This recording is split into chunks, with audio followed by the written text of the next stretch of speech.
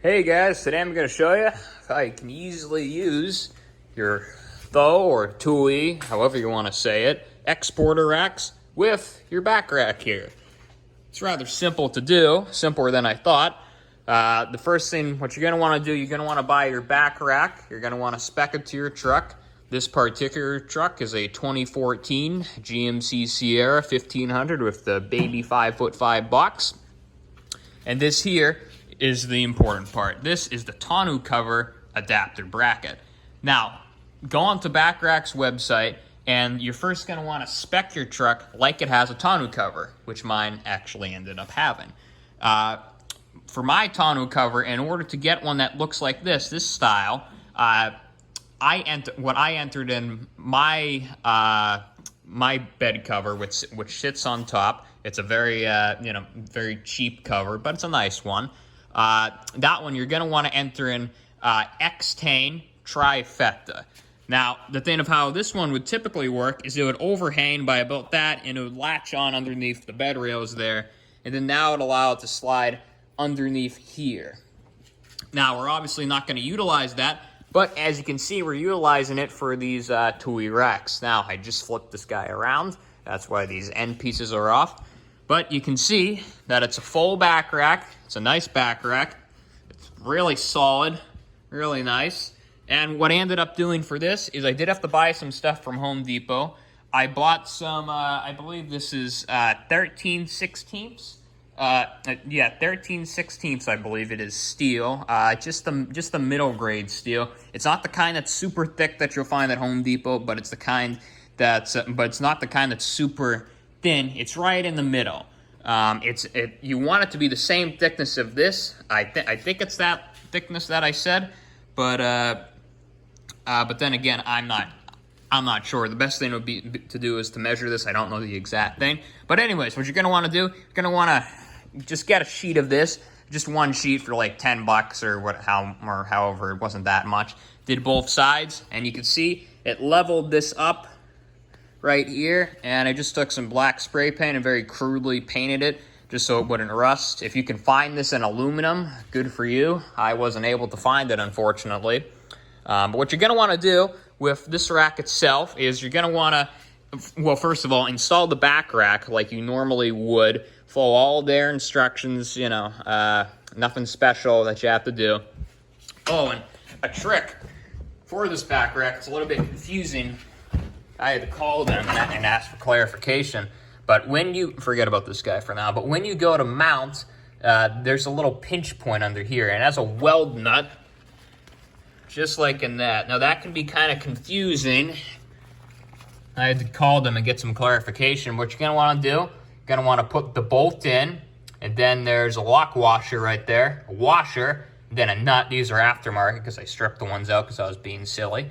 And then there's a weld nut that goes on, and this one, I don't know if you can see there, actually stays like that, and it forces it down. So as this tightens, it pushes up, and then after that, there's a little cap on the end. I don't really understand the purpose. I guess not to scratch the inside of the bed rails, but mine just ended up ripping, so I think it's kind of silly to use one. But all of that crap stays underneath, and the only thing that's above is the little brass weld nut thing. And it bolts up just like that, and it clamps it down, in addition to having this one big main bolt. Suppose it keeps it from rattling around. See, really solid. That's not gonna go anywhere.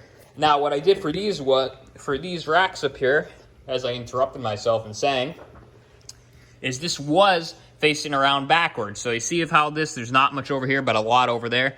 This was flipped like that. So the first thing I did, I just flipped this thing up, and I flipped it around like that. Well, the problem you'll realize with is that if you look at this, it's directional. So you can see it's square on that end, but rounded on that. Now that's because I flipped it. I undid these screws. Be very careful not to lose them because the nuts, not the nuts, the nuts on the bottom. You can't really find them at the hardware store. They're a very weird size. They're very, they're very thick. But anyways, what you're going to want to do is flip this around. So then this way is facing that way. So it basically matches the back one, if you did the back one right. And you're going to want to face it like this.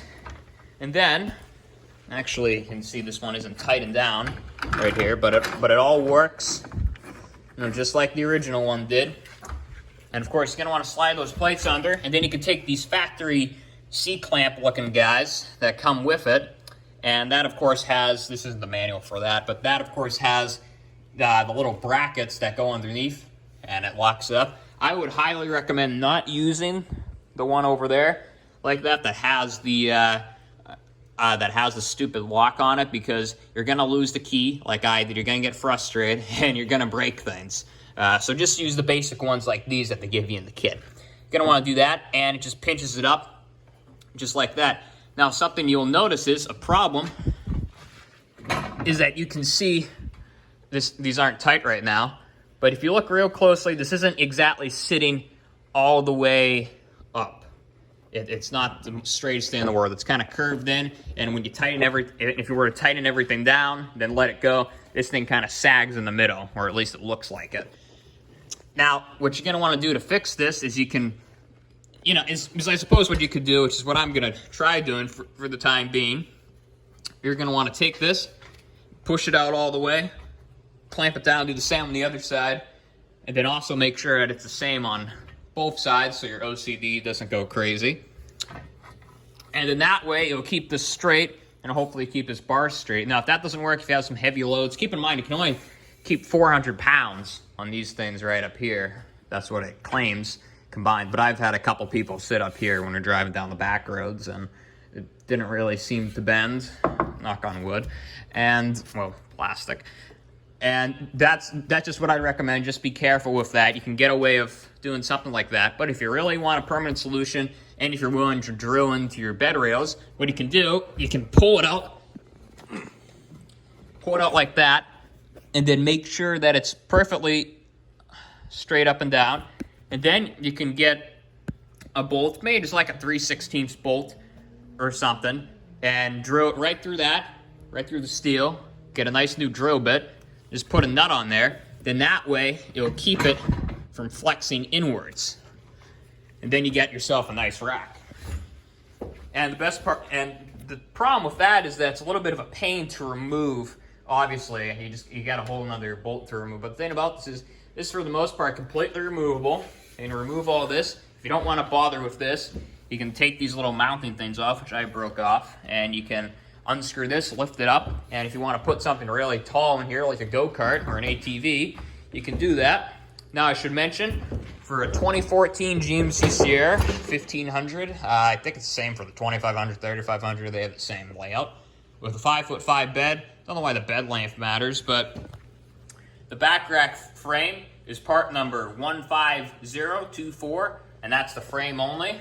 And keep in mind, that's the short back rack, so you can see that thing sits a little bit higher than if you were to get a regular back rack for this, that it wasn't made for this. It'll fit, no problem, but it'll look real goofy because it's gonna sit like about 3 inches higher, and it's just gonna look real goofy, and it's not gonna look proper. And overall, jump down,